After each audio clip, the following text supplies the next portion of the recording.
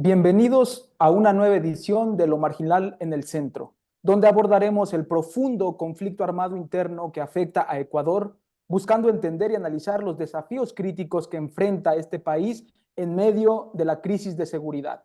Hoy nos acompañan destacados expertos para discutir el conflicto armado interno que azota al país, quienes nos ayudarán a entender las complejidades y buscar posibles soluciones. Acompáñennos en esta discusión crucial.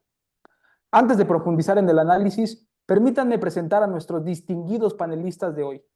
Desde la Pontificia Universidad Católica del Ecuador, la doctora Berta García Gallegos, directora del Programa Internacional Democracia, Seguridad y Fuerzas Armadas del Ecuador. Bienvenida. Gracias.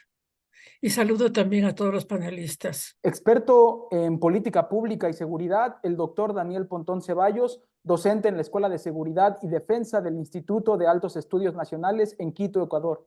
Bienvenido, Daniel.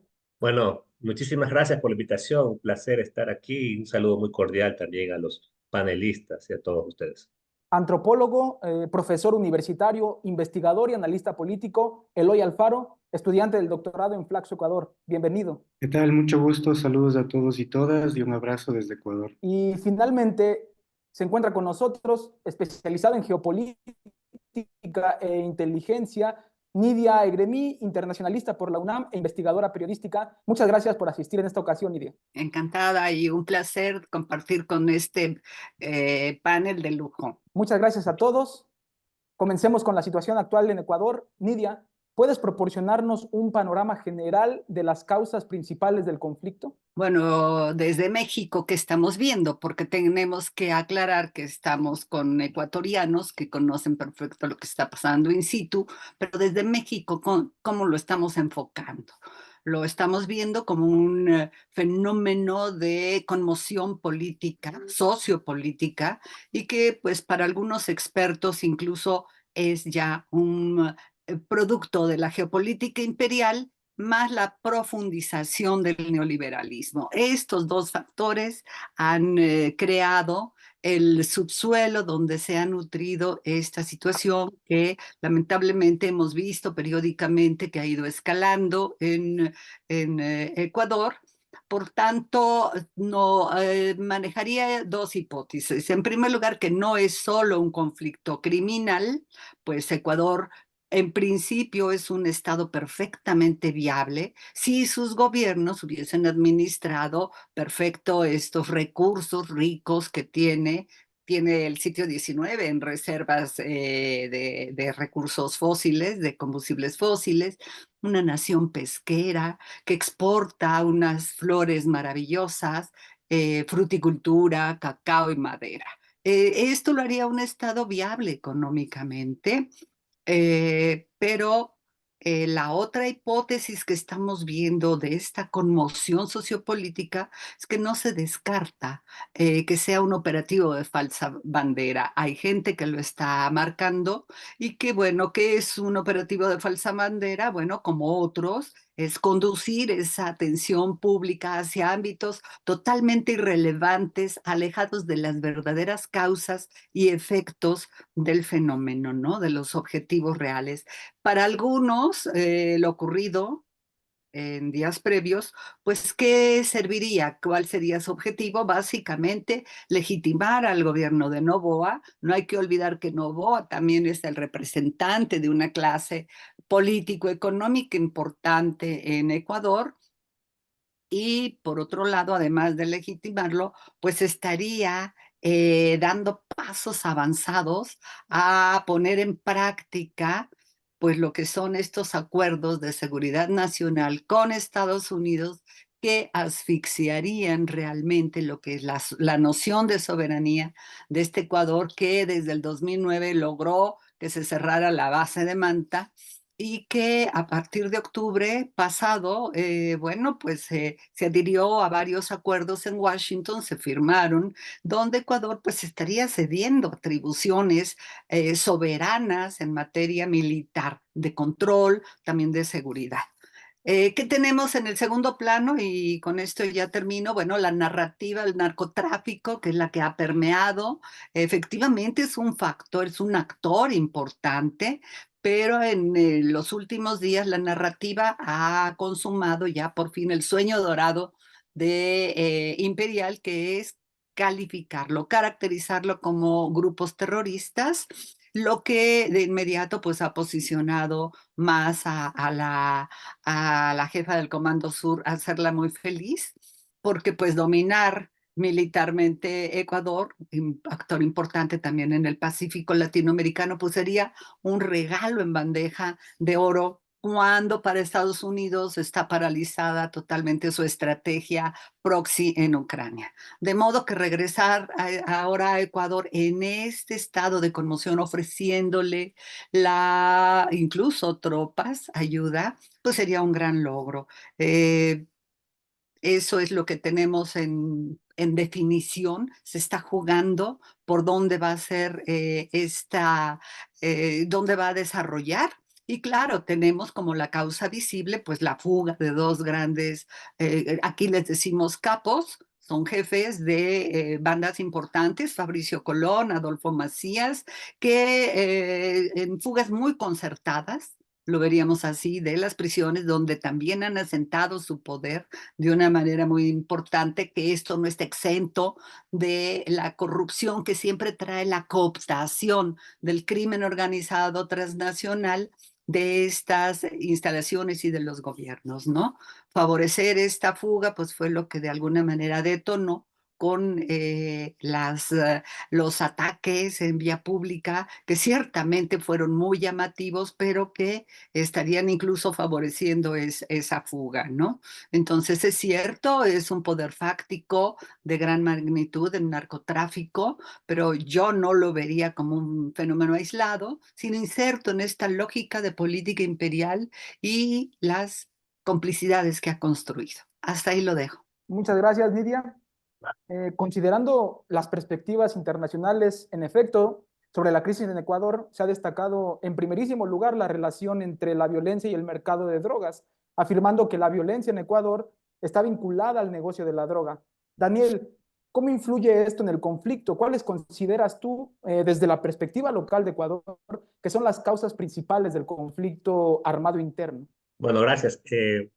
A ver, el tema de Ecuador, el conflicto armado interno que se ha declarado por parte del presidente Noboa la semana anterior, creo que es un corolario de una serie de situaciones que la vivimos viviendo en el Ecuador desde hace varios años atrás.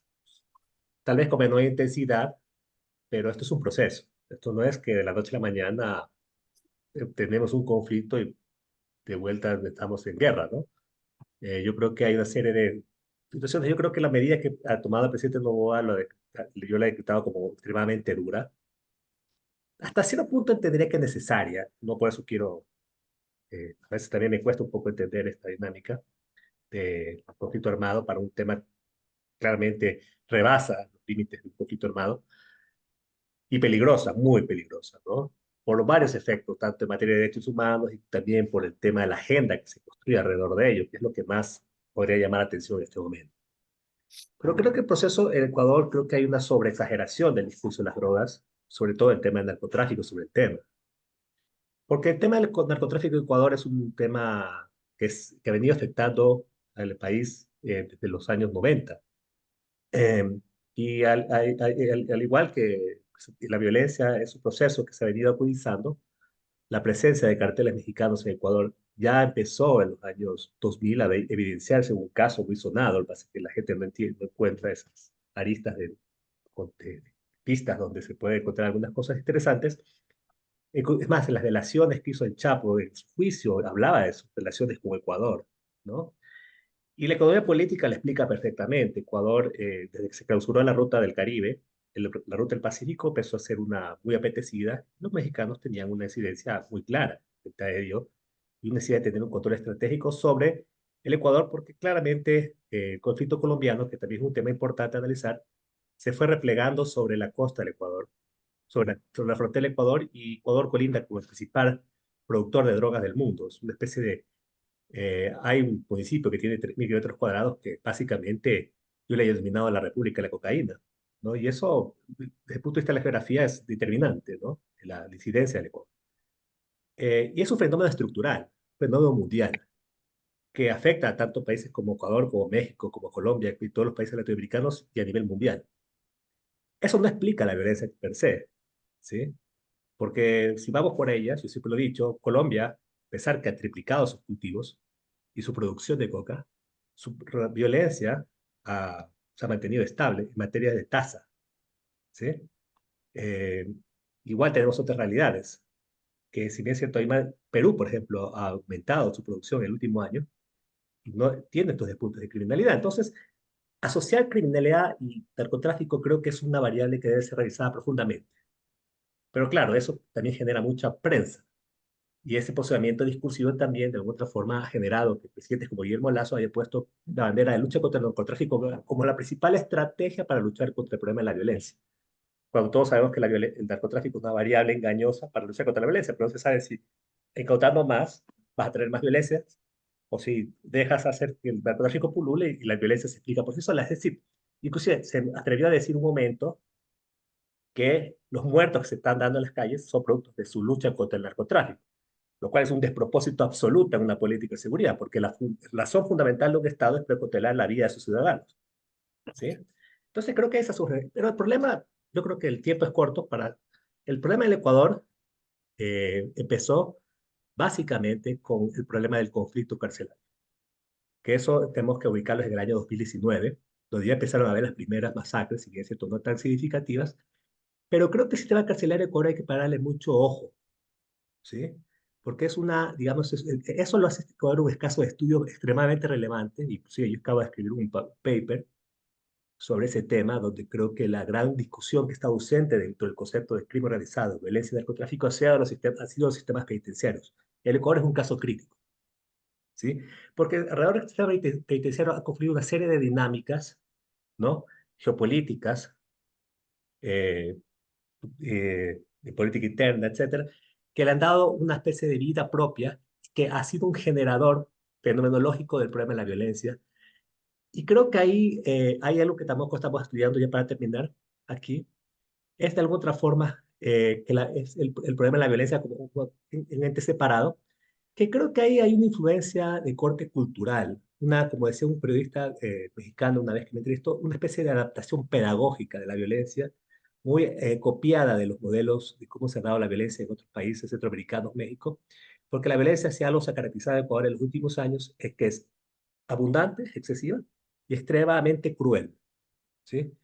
Por lo tanto, lo que Ecuador ahorita tiene es un mercado de la violencia, más que un mercado de drogas.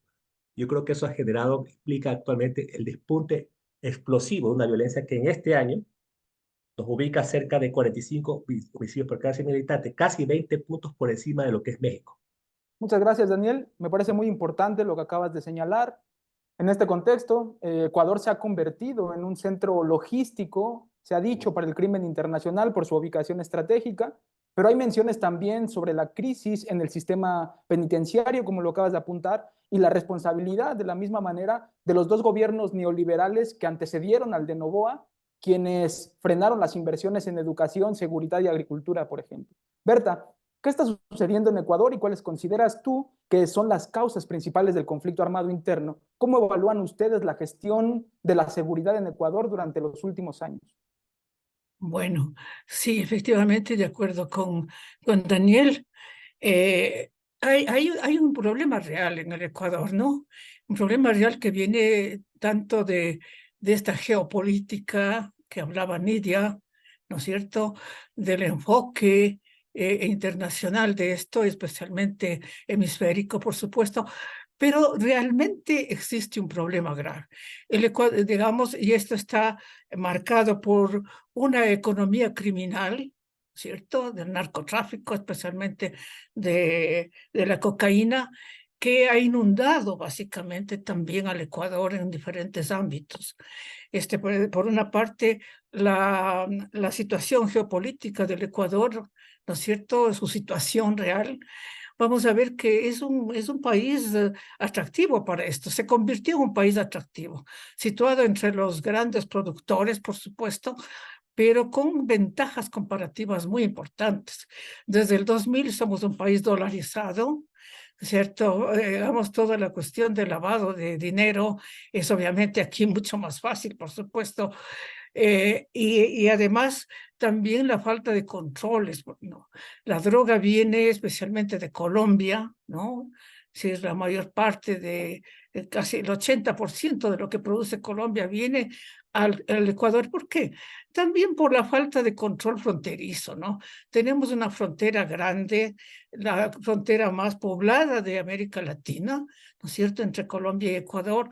Y entonces toda la frontera ha sido básicamente, es decir, permeada, o sea, sin controles. Básicamente aquí podemos decir que las Fuerzas Armadas no han tenido un control real en la frontera propiamente dicha. O sea, la línea de control está más abajo, ¿no? Está en la línea del Lago Agrio, más o menos. O sea, no ha habido nunca un control. ¿Por qué?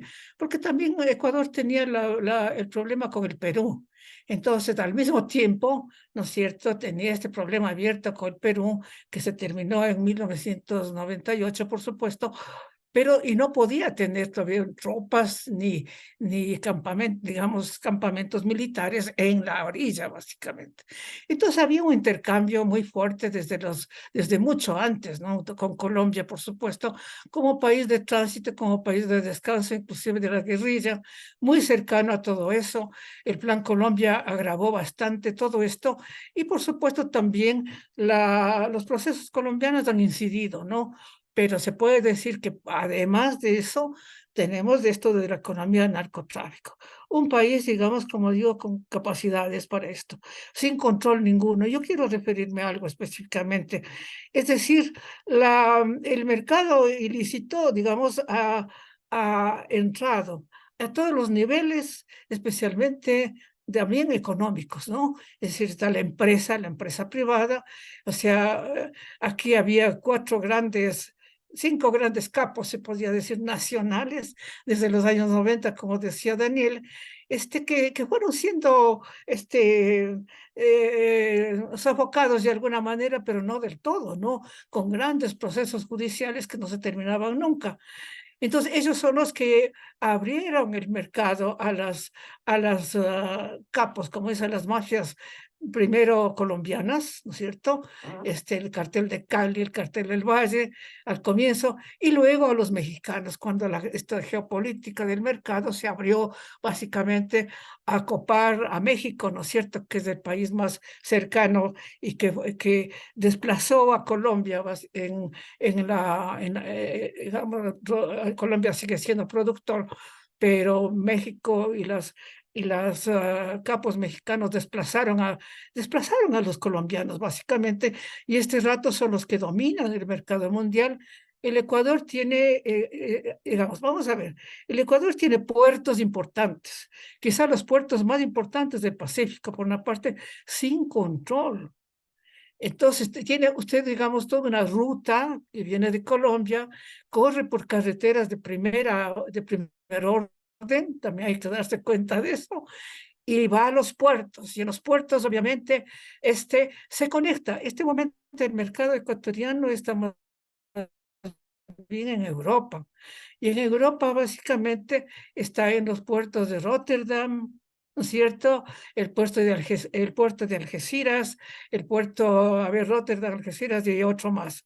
Y bueno, están esos puertos. Esos puertos son manejados por las mafias, en cambio, digamos, europeas, ¿no? Está la de los Balcanes, está la Nangueta, está otras más, como es esta última, y esos operadores operan esos puertos, ¿no es cierto? Y estos también están aquí en el Ecuador, están operando en el Ecuador. Desde el 2016 más o menos se instalaron aquí con negocios fantasma, ¿no es cierto? Negocios. Entonces, desde aquí dominan esto. Ahora, ¿qué es lo que pasa? Este dinero que ha circulado también por un sistema financiero que no tiene control, ¿no? Digamos, aquí hay mucho lavado de dinero en Ecuador, ¿no? Pero no hay un dimensionamiento, se podría decir, digamos, de cuánto es, ¿no? Los mismos negocios del Estado, ¿no? Es decir, también tenemos otra forma de corrupción también que viene del petróleo, etcétera. Pero entonces, digamos, todo este negocio corre por esas venas y va básicamente también a financiar, digamos, las necesidades que tienen las mafias, ¿no? Que en este caso es, digamos, pagar a jueces y fiscales y etcétera. Y también las campañas políticas. Aquí no tenemos un sistema de partidos que pueda ser verificado quiénes son y además cuánto gastan, ¿no? Es decir, a grosso modo, nada más que ese dimensionamiento. Y entonces las campañas electorales exigen mucho dinero y muchos de estos han estado comprometidos en las campañas. No se puede decir otra cosa. Entonces tenemos un Estado. Ahora, lo que me parece importante a mí es que ese negocio, ¿no es cierto?, poco a poco ha formado, digamos, a estas huestes, ¿no es cierto?, que son los grupos armados callejeros, ¿no? Grupos armados, o sea, los que operan la violencia propiamente dicha. O sea, la violencia está en las calles, básicamente, a partir digamos,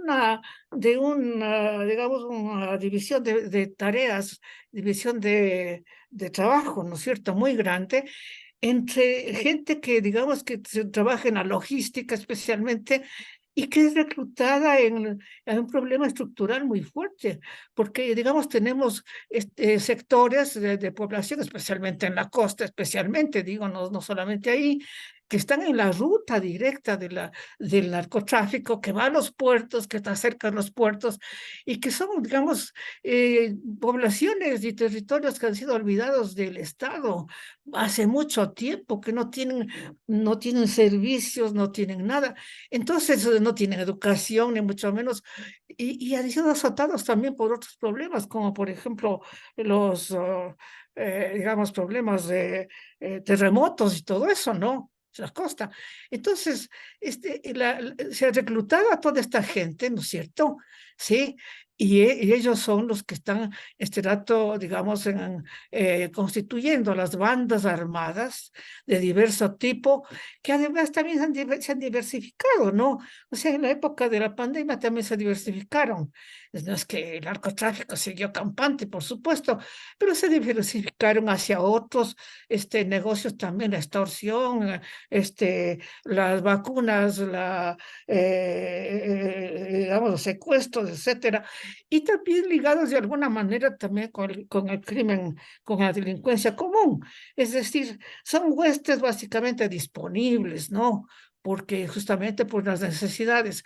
Entonces, lo que llama la atención de todo esto es que la política del Estado en este momento, esta guerra básicamente, está declarada aquí a los carteles, digamos, a estos grupos armados que sí, son los que promueven como decía también mi colega, pues, vamos con métodos crueles que antes no existían en el Ecuador y que seguramente fueron enseñados, ¿no? Esta pedagogía que decía Daniel, ¿no?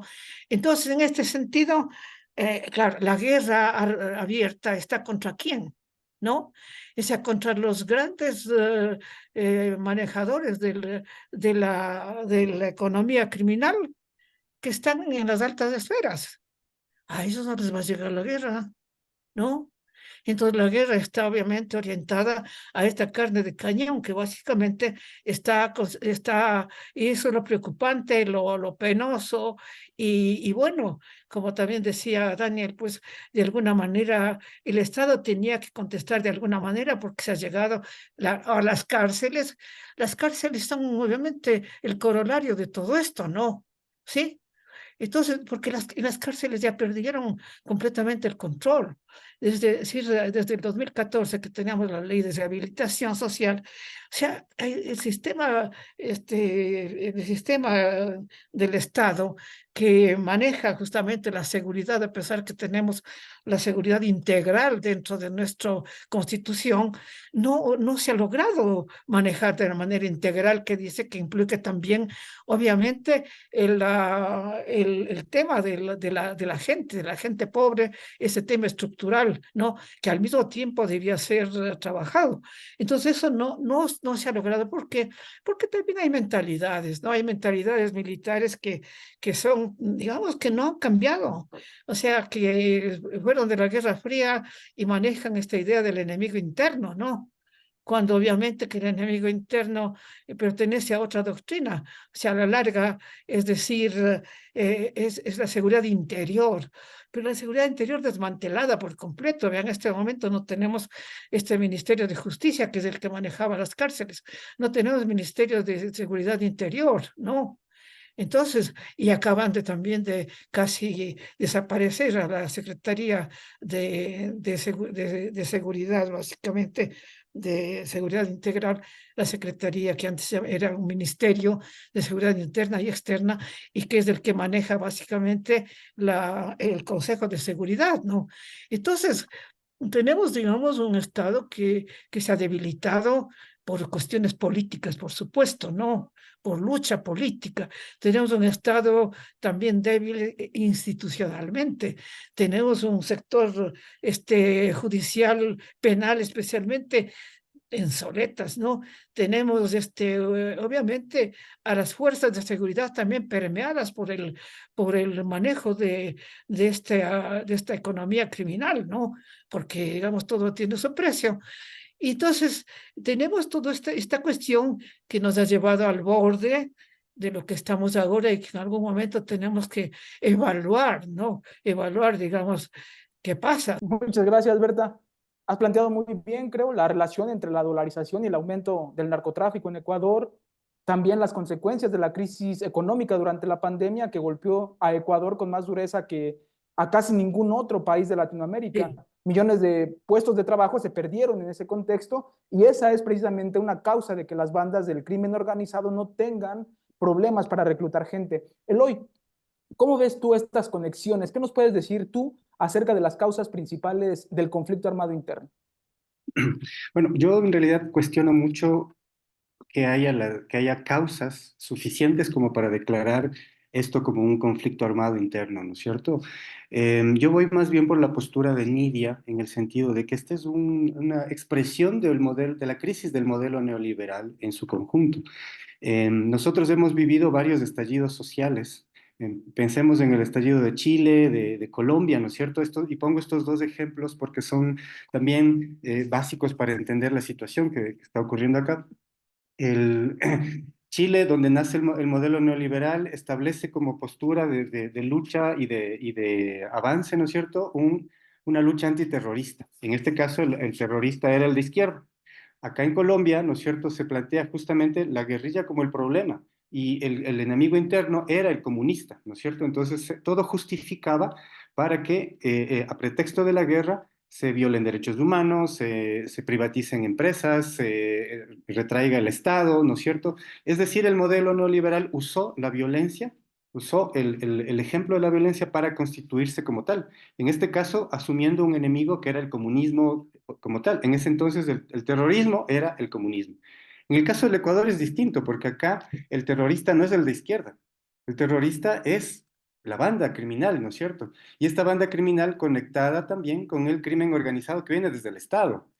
No olvidemos y ahí eso es importante mencionarlo, porque es fundamental. Entre las bandas organizadas que menciona el presidente Noboa, hay 22 bandas, ¿sí? Todas son raíces ecuatorianas con conexiones mexicanas o colombianas. Pero no se dice nada sobre otra banda criminal, la mafia albanesa, que está ligada al presidente anterior, a Guillermo Lasso.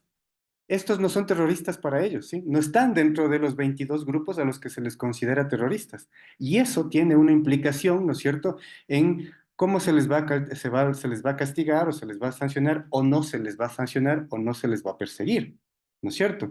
Entonces, este crimen organizado que viene desde el Estado también tiene orientaciones. Entonces, en este caso, la orientación es a crear un enemigo, ¿no es cierto? Un enemigo terrorista. Además que durante estos últimos 7 años se ha creado una narrativa del terror del crimen organizado, ¿no es cierto? Esta banda criminal que es tan perversa, tan mala, que cuelga cadáveres, etcétera, ¿no es cierto? Que la única opción posible es lo que está ocurriendo, declararles la guerra. ¿No es cierto? Entonces no hay otra opción que a estos tan malos, tan feos, tan crueles, tan monstruosos, ¿no es cierto? Hay que acabarles a través de una guerra, no a través de opciones de paz, no a través de opciones de posibles acciones democráticas de desarrollo, ¿no es cierto? Y esto justifica acciones antidemocráticas absolutamente, ¿no? Y eso creo que es el riesgo y el peligro más de fondo que es lo que encuentro acá, porque los militares de alguna forma, en el Ecuador, nunca hemos tenido una declaratoria de conflicto armado interno y por tanto no hay como un manual de decir paso uno, paso dos, haga esto o lo otro, ¿no es cierto? Los militares tienen una carta blanca para hacer lo que les dé la gana en cuanto a cualquier persona que parezca terrorista, ¿sí? Se puede violar sus derechos humanos bajo el criterio de que es posible terrorista, ¿no es cierto? Entonces esto le convierte a esta acción en una acción antidemocrática que va ligado a otro aspecto que también no se ha mencionado acá, ¿no es cierto? Que es el hecho de que a partir de los decretos últimos de Noboa, del presidente Noboa, vienen otros decretos, ¿sí? Que tienen justamente que ver con, hay que financiar la guerra. ¿Quién va a pagar esta guerra, no es cierto? Alguien tiene que pagarla, pero no es la banca, no son los grandes empresarios, no son, sino es el pueblo quien debe pagar la guerra, ¿sí? Pero además viene también la idea de una consulta popular que justificaría la posibilidad de que se pulvericen los derechos laborales de los trabajadores, que se permita por primera vez, ¿no es cierto?, que empresas transnacionales puedan venir y trabajar acá y lucrar, ¿no es cierto?, sin garantizar derechos laborales de los obreros de aquí. El Ecuador ha sido uno de los países que ha podido, digamos, tener una legislación de derechos laborales muy fuerte, muy sólida, la seguridad social, por ejemplo, y un trabajo formal requiere ser asegurado. Una persona debe ser asegurado con todos sus derechos laborales, todos sus derechos a la protesta, etcétera, etcétera. Pero eso es un límite para muchas empresas transnacionales que no respetan estos derechos, ¿no es cierto? Entonces, lo que se está planteando ahora desde el empresario Noboa es justamente decir, bueno, queremos trabajo. Para que no haya violencia, hay que generar trabajo, pero este trabajo es librándole, quitándole los derechos laborales al trabajador, ¿sí? Entonces vengan nomás, como las maquilas en México, como ese modelo, ¿no es cierto?, que acá no ha sido posible, justamente por eso. Entonces, digo yo, detrás de esto hay una propuesta, ¿no es cierto? Hay un entramado neoliberal que busca consolidarse con un enemigo que es el enemigo terrorista, que no es el enemigo, en este caso el comunista, ¿no es cierto?, sino es el terrorista. Pero lo irónico en esto es que el terrorista es de derecha, el terrorista es capitalista, ¿no? Porque está aquí jugando el tema de oferta y demanda. Las bandas se ofrecen para vender sus servicios, ¿no es cierto? Pero también la banca se ofrece para eso. Aquí es muy fácil porque somos un país dolarizado. Yo deposito pesos en Colombia y cruzo la frontera y saco por un cajero automático dólares. Es tan sencillo como eso, ¿sí? No necesito justificar nada, sino que con mi tarjeta yo lo puedo sacar y tengo dólares acá, ¿no es cierto? Entonces digo yo, aquí viene un tema fundamental que tiene que ver con la banca, ¿no es cierto? Que tiene que ver con el crimen organizado en la banca. Se habla de que alrededor son en el orden de 6.000 millones de dólares, ¿no es cierto?, que circulan más allá de lo que el Ecuador por sus propios productos o sus propias ventas puede vender, ¿no es cierto?, impuestos, petróleo, etcétera. Hay al orden de 6.000 millones de dólares que pasan, transitan, van por la banca, que dejan impuestos, que dejan tasas, que dejan, etcétera, ¿no es cierto? Ese dinero no está controlado y es la banca la banca formal, no estamos hablando de la banca ilegal, ¿no es cierto? Es una banca formal que se convierte en lavadora de dinero. Y por eso mismo también en la pandemia, ¿no es cierto? Al saber que se puede lavar aquí tan fácil, siempre hemos tenido muchas avionetas que han venido, aviones pequeños que han venido desde México, cargados de dólares. o de Colombia, que venían cargados de dólares, porque aquí lo que hacían es entrar al sistema financiero para lavarlos, ¿no es cierto? Porque aquí, si tienes $10,000, no te preguntan cuál es el origen de eso. Si tienes $10,000 más uno, 10,001, ya te preguntan de dónde es, ¿ya? Entonces, esos $10,000 fácilmente se los puede lavar. En la pandemia, al no poder circular toneladas de insumos, ¿no es cierto? El Ecuador se volvió una inmensa bodega, porque los puertos estaban controlados, no había barcos que lleguen, no había aviones que lleguen. El Ecuador se convirtió en una inmensa bodega que también fue como, digamos, la razón por la disputa. ¿Quién controla la bodega? ¿No es cierto? ¿Quién controla la bodega? Porque aquí, de alguna forma, se volvió en eso el Ecuador, ¿sí? Y el origen de las disputas en las bandas surge justamente en este momento, ¿no es cierto? En la pandemia, desde ahí es que tenemos eso acá. Entonces yo digo, el problema es un problema de geopolítica neoliberal, ¿no es cierto?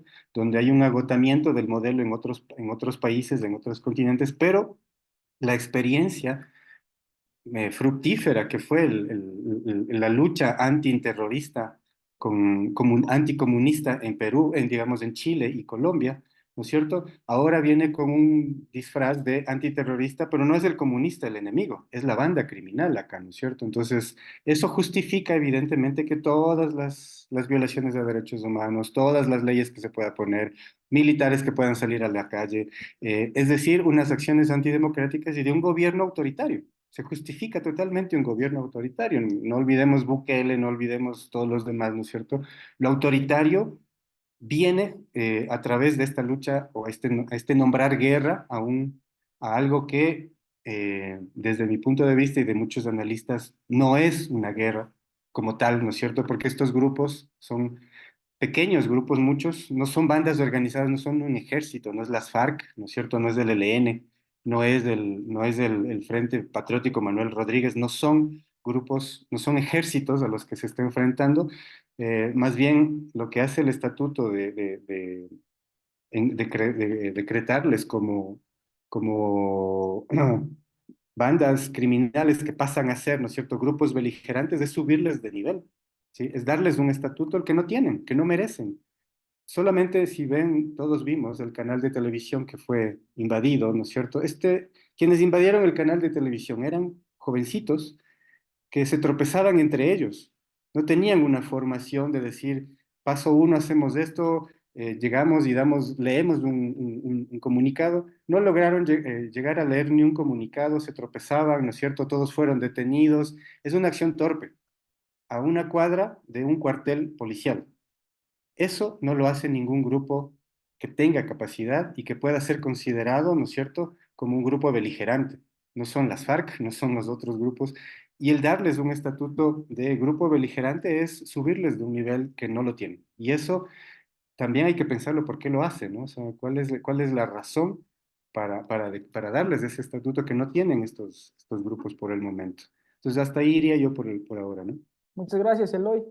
Pasando a otra arista del problema, algunos han comparado la situación de Ecuador con la violencia que vivimos aquí en México. Nidia, ¿consideras tú válida esta analogía? Además, ¿podrías hablar un poco más sobre la relación de las bandas ecuatorianas con los cárteles mexicanos? Yo diría que los niveles de inseguridad e ingobernabilidad entre los dos países no son equiparables. El índice de percepción de inseguridad es muy alto en Ecuador desde hace más de una década, ha ido escalando y bueno, así lo han confirmado los más de 7.800 homicidios. Nos hablan de 220 toneladas de armas decomisadas o incautadas solo el año pasado. Y bueno, de entrada, pues Ecuador tiene 18 millones de habitantes, México tiene 130 millones de habitantes, una superficie totalmente distinta, ¿no?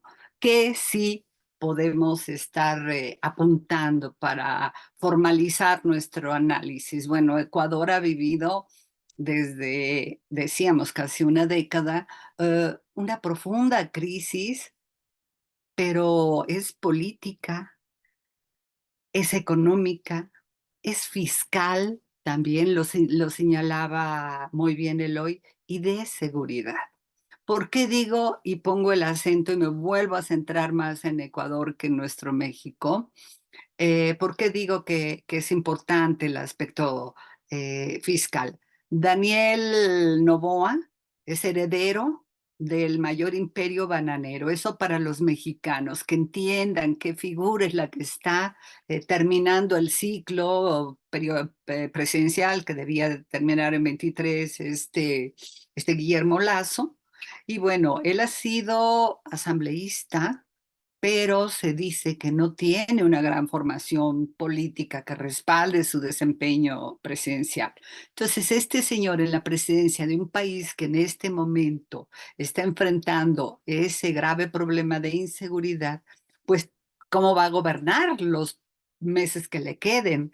Debe de elegir entre la polarización entre las fuerzas o superar este enfrentamiento que muchas veces la campaña mediática contra Correa siempre lo cita, que es una pugna entre correístas y anticorreístas, cuando esto trasciende, ¿no?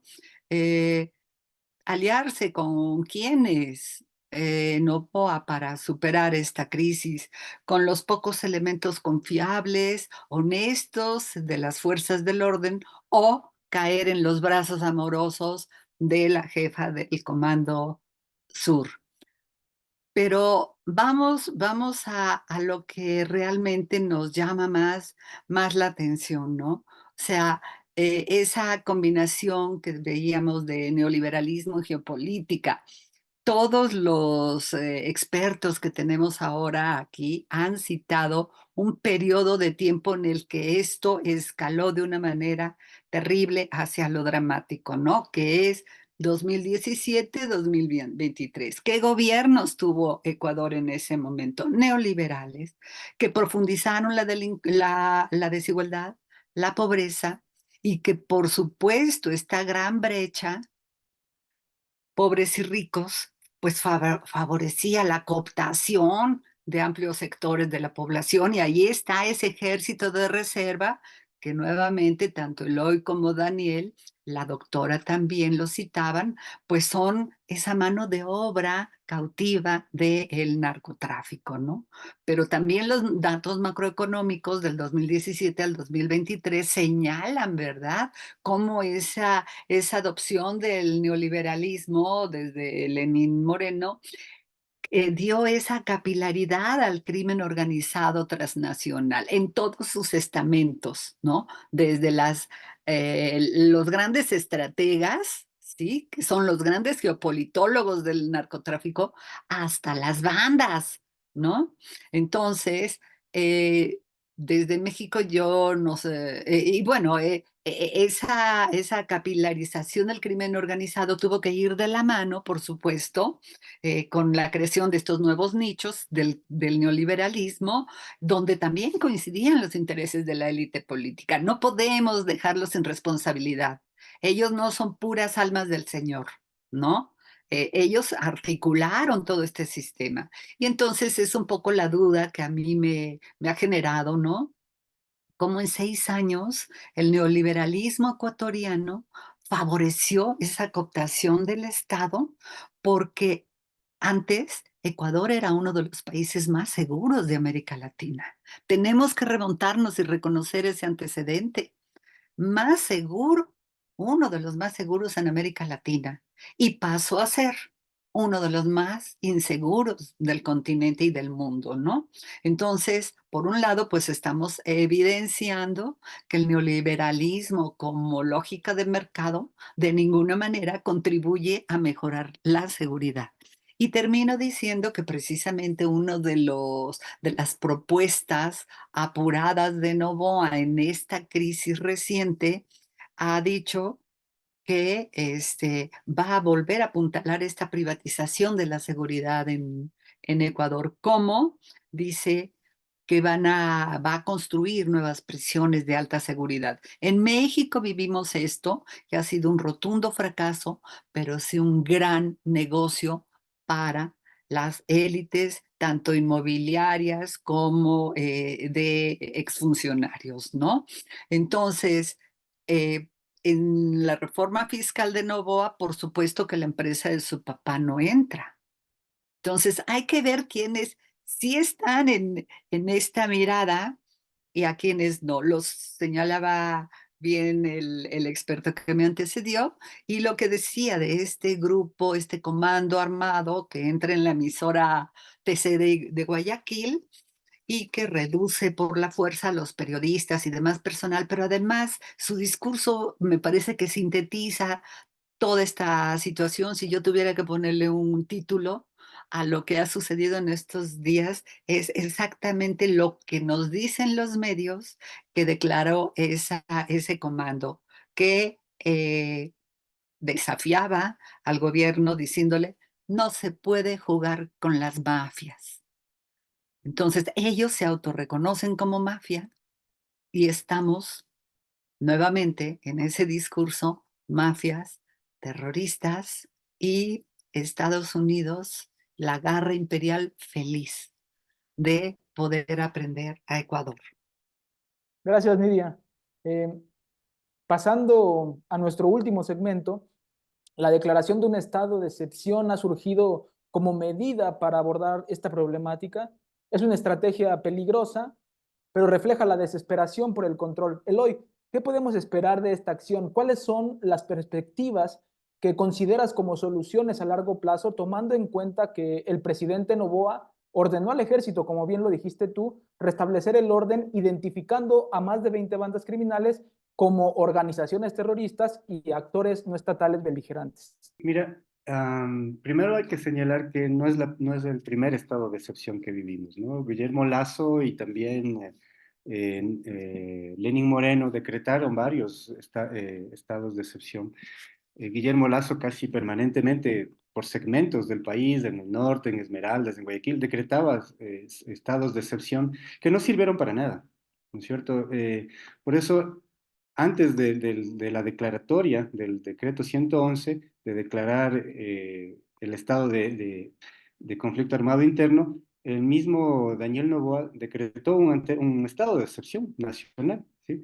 Pero la gente dijo, es mi primer estado de excepción, sacaba memes, ¿no es cierto? Porque ya estábamos como acostumbrados, ya se hizo callo el estado de excepción y que no resolvía nada.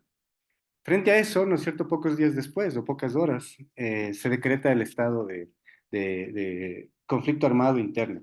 Pero yo no le veo salida a esto porque, a ver, en la historia del Ecuador no tenemos esa experiencia también como para decir, ha habido desde donde podamos aprender, ¿no es cierto?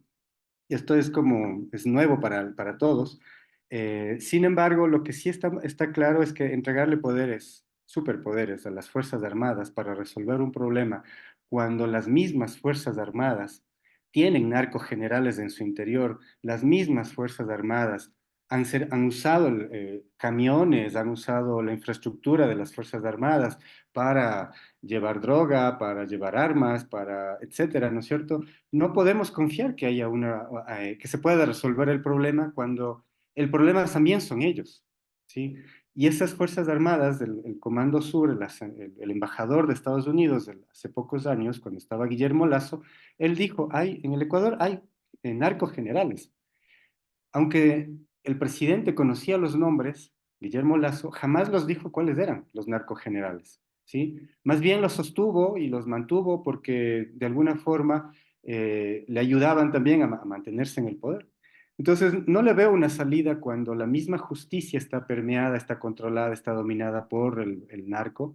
Los mismos militares son parte de esto, ¿no es cierto? No van a ir a combatir a los banqueros que están en las suites, ¿no es cierto? Sino van a las barriadas pobres, van a donde tienen que mostrar resultados. Me temo, sobre todo, que vamos a tener muchos falsos positivos próximamente, ¿sí? Como en Colombia, vamos a tener una serie de falsos positivos porque lo que el Estado está contando ahora es cada día hay una estadística, ¿no es cierto? Tantos muertos, tantos detenidos, tantas balas y tantas armas detenidas. Lo que necesitan es números para justificar esto. Entonces no encuentro que haya una salida sino en entregar números que nadie los va a verificar. Además, en la noche hay un toque de queda donde nadie puede salir. ¿Qué hacen los militares en la noche? ¿Sí? ¿Qué están haciendo? Y no se los puede controlar, no hay una normativa, etcétera. Entonces yo digo, no, no hay una salida, no le encuentro una respuesta a esto.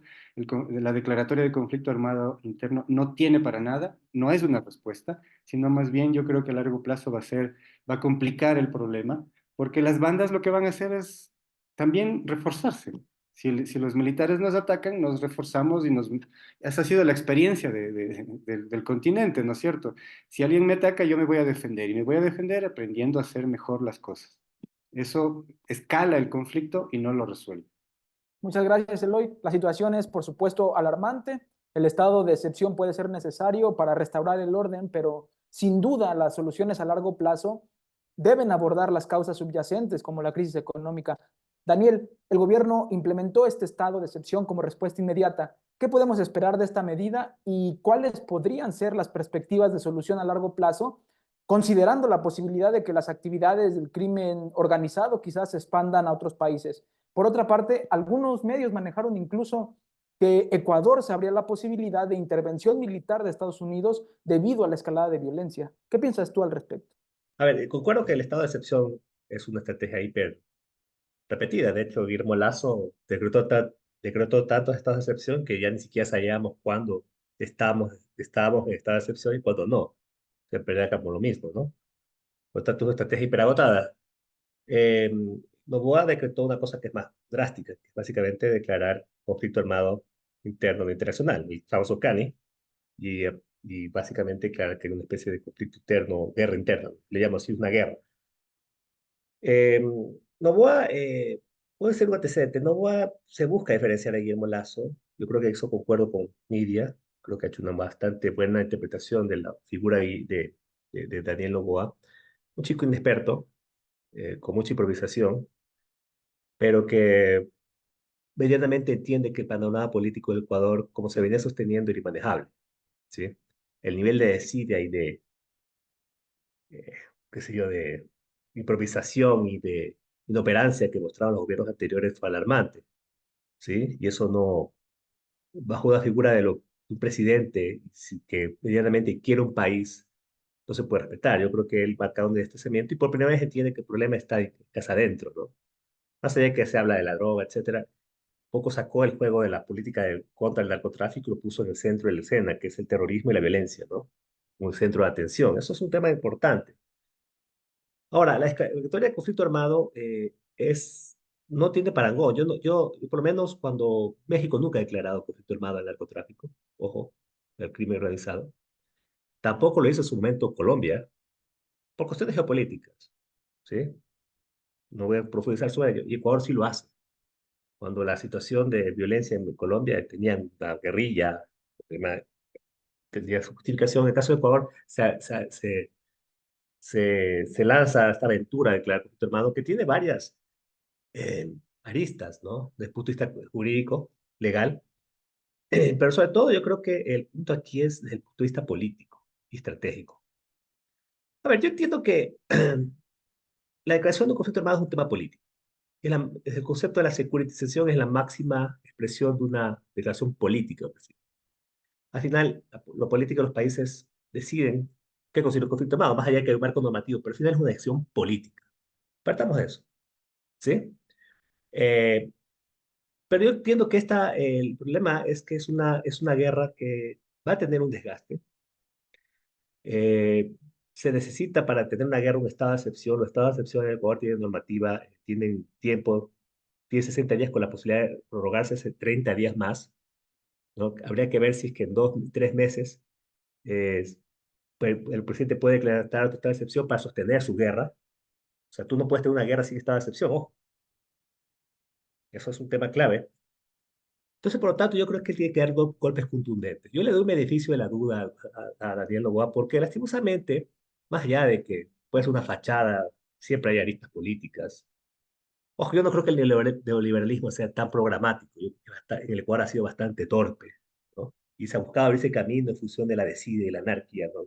Hay gente que dirá que, bueno, es parte de la agenda, pero yo creo que son más patadas de ahogado que lo que ha dado. Pero en todo caso, Eh, yo creo que el problema aquí es básicamente cómo Daniel Noboa tiene que dar resultados, resultados concretos. Esto no se va a solucionar con un baño de sangre, ¿no? La figura del falso positivo debería ser revisada porque el falso positivo se constituye cuando existe recompensa de por medio, y eso pasó en Colombia, cuando subvencionaban a los policías militares por bajarse gente de la FARC, que eso genera una lógica perversa de generar falsos positivos. Y habrá que estar muy expectante respecto a eso.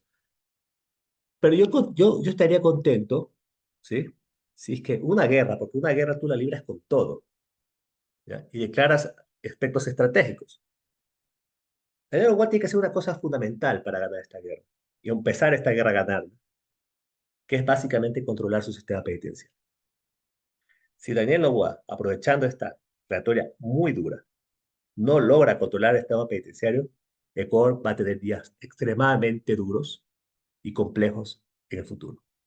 Y esto es un tema muy simple. Si tú eres un general, si tú eres un general y planificas una guerra, lo primero que te hace un general cuando planifica una guerra es patearte la infraestructura crítica. ¿Cuál es la infraestructura crítica del crimen organizado, las bandas criminales del Ecuador? Las comunicaciones en las cárceles.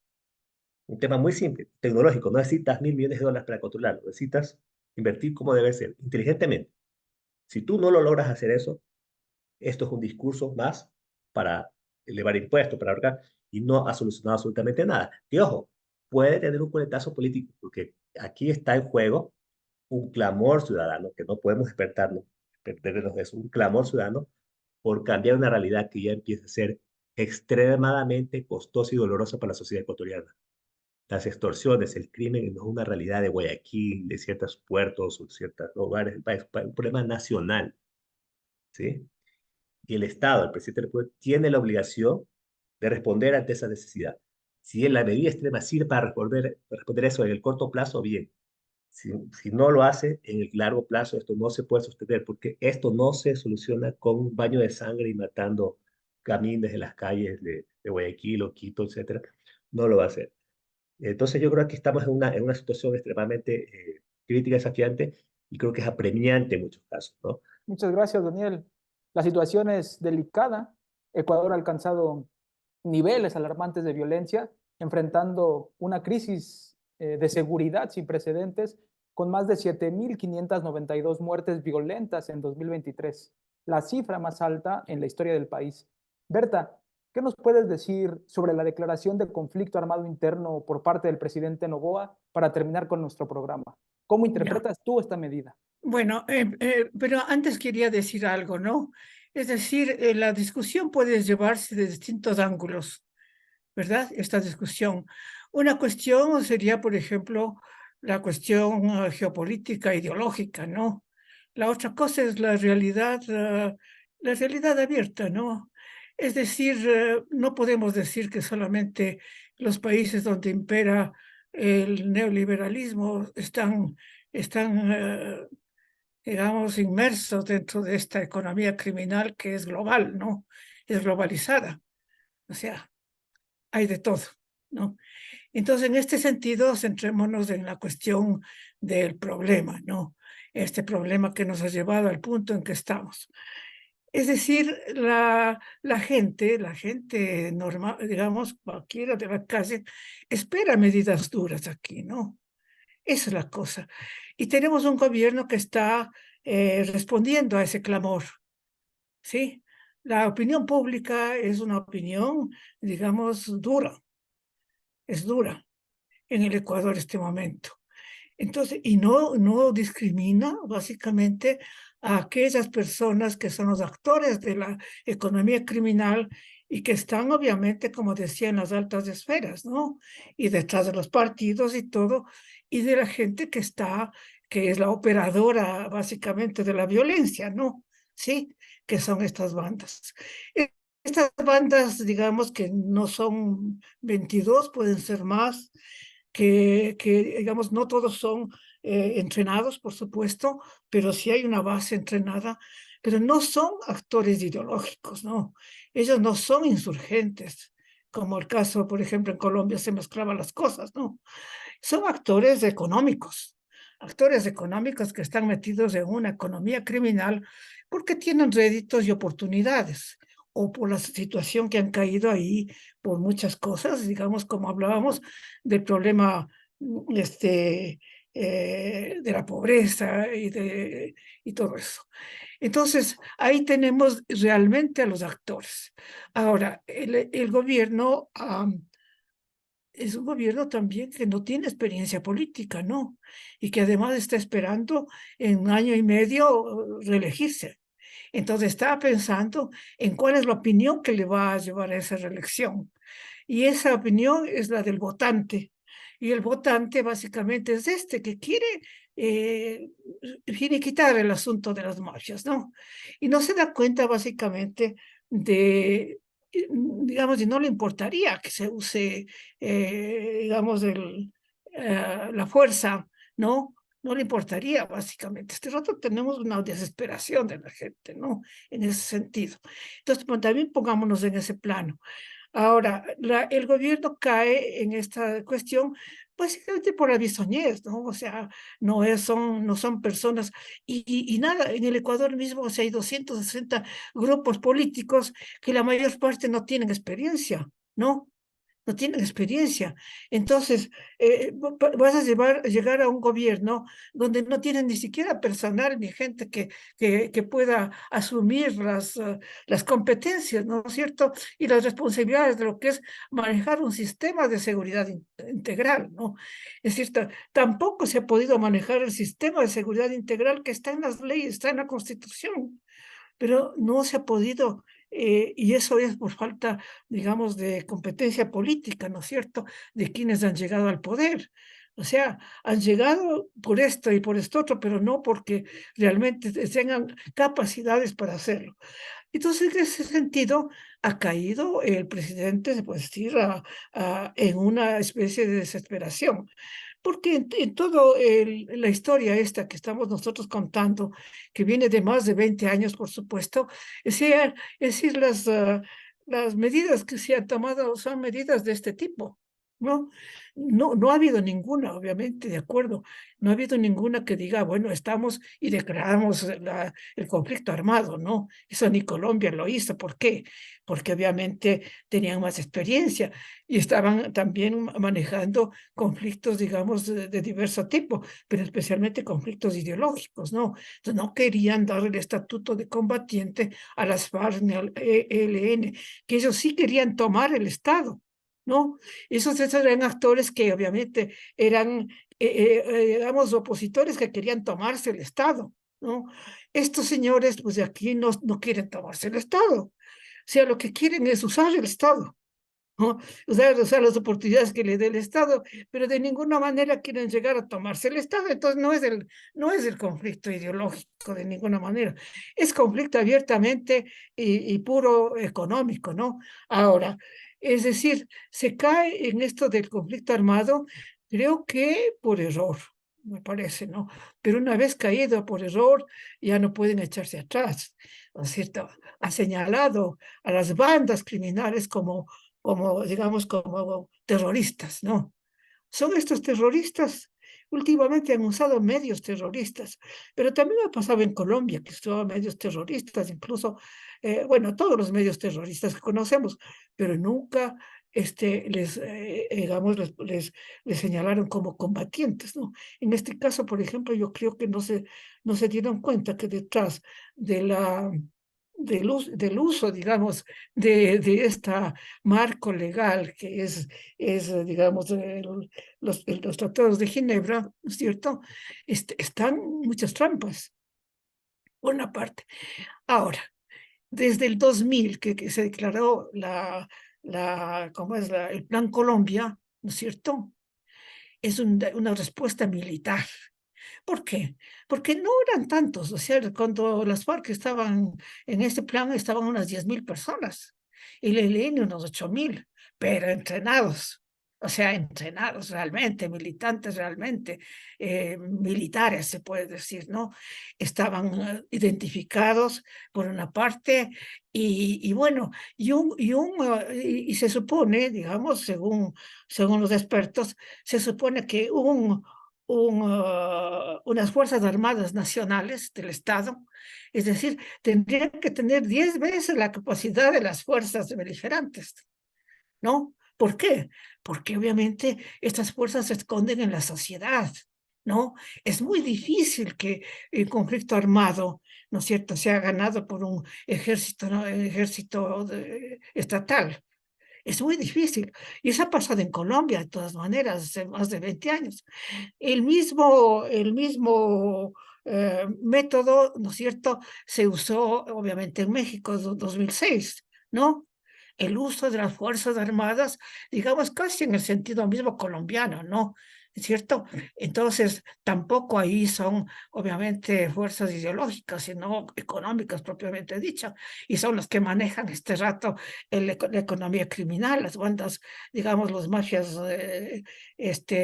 mexicanas, ¿no? Junto con la Nangueta, la albanesa y etcétera. O sea, esos son los que se reparten el mercado y manejan todo este negocio. Entonces, ¿qué es lo que pasa? Se instaló también esta idea del conflicto armado, pero no declarado en el caso mexicano. Ahora, lo mismo pasó con el Plan Mérida, ¿se dan cuenta? El Plan Mérida, que es el mismo tema, y ahora aparece como un Plan Ecuador. O sea, a la larga es el mismo plan, pero digamos, refinado para según las... Entonces, ¿qué podemos esperar nosotros? Que pase lo mismo, pues, ¿no? O sea, que posiblemente haya un espacio inmediato de una cierta paz, digamos, una cierta paz, porque quiero decir que mientras se recomponen las fuerzas, ¿no? Pero esto no tiene salida.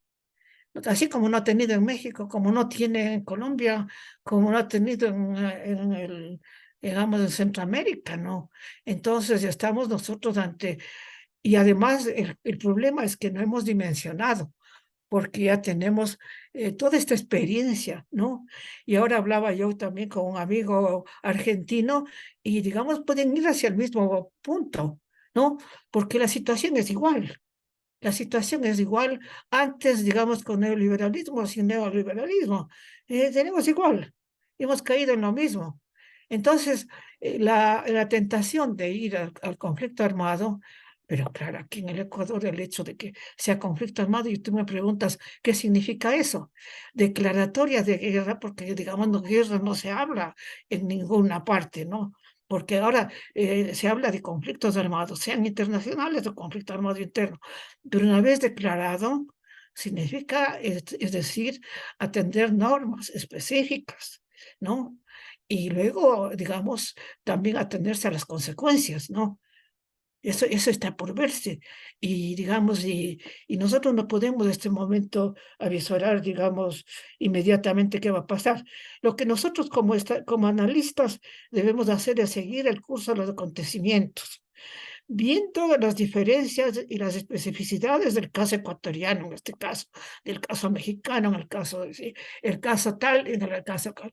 O sea, ir tomando nosotros las experiencias y cotejando también con las respuestas que han dado los estados, ¿no? No podemos este rato decir, o sea, seguro que no va a haber, digamos, al menos en 2 meses, como lo que espera el gobierno, ¿no? O sea, este momento, por ejemplo, la opinión pública, si tú sales en un taxi, la gente está aplaudiendo, ¿no? Pero, pero veamos qué pasa. Estaban con mucho miedo, pero veamos qué pasa. Entonces, como analista, lo que tenemos que ver es la realidad y ver, digamos, ir tomando nota para poder también hacer nuestros análisis, ¿no es cierto? De una manera objetiva, se puede decir, en la medida en que podamos, por supuesto, porque esto involucra pues muchos sentimientos también, ¿no es cierto? De nosotros mismos como analistas tenemos temores y tenemos también conmiseraciones y todo tipo de cosas, ¿no? Pero vamos viendo cómo van los acontecimientos, ¿no? Y a la luz también de las experiencias que hemos tenido en América Latina, de esta cuestión, ¿no? O sea, ¿cómo vamos a quedar? O sea, a la larga, no, el gobierno lo que no ha hecho es tener un concepto. Eso le llamamos nosotros el concepto político estratégico, ¿no? Es decir, ¿qué espera con esta guerra? ¿No? ¿Qué espera?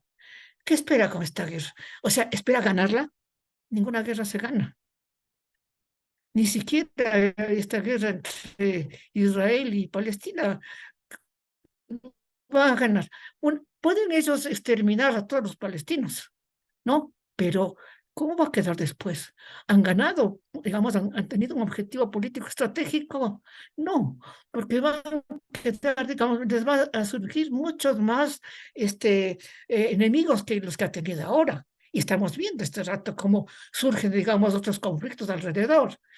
Entonces, todo eso tiene que llevar a que nosotros podamos hacer nuestro análisis de manera objetiva, de tal manera que ojalá podamos llegar a los gente que toma las decisiones, ¿no? Ojalá podamos llegar y hacerles entender, digamos, de que estos son empresas, digamos, que no tienen reversa, ¿no? Que una vez metido en esto ya no tienes reversa. Entonces tienes que fortalecer todo lo que puedas a la sociedad, ¿no? Fortalecer todo lo que puedas y esa es cuestión también de que nosotros también demos algunas ideas al respecto, pero estamos fundidos en un tema que realmente no tenemos, solamente tenemos como espacio de reflexión lo que ha ocurrido en otros países, pero otros países también han tenido diferencias, no es el mismo el caso colombiano, no es el mismo el caso de, digamos, de este rato del Salvador, no, es otro tema, otro tipo de grupos armados, otra historia, ¿no? Y entonces en este sentido creo que eso es lo que yo diría, ¿no? Gracias, Berta. En conclusión, la situación en Ecuador presenta un desafío significativo con la declaración de conflicto armado interno. Sí, Ecuador está enfrentando una encrucijada crítica en estos momentos y las políticas de seguridad a lo El Salvador pueden no ser la solución a largo plazo, sino que es crucial, lo han dicho ustedes, abordar las causas subyacentes como la crisis económica y la crisis penitenciaria. Así concluimos nuestro programa de hoy. Agradecemos a nuestros panelistas por sus valiosas contribuciones. Esperamos que este debate haya arrojado mucha luz sobre posibles soluciones y estrategias. Agradecemos de nueva cuenta a nuestros panelistas expertos por sus valiosas opiniones. Gracias a nuestra audiencia por acompañarnos en una edición más de Lo Marginal en el Centro. Hasta pronto.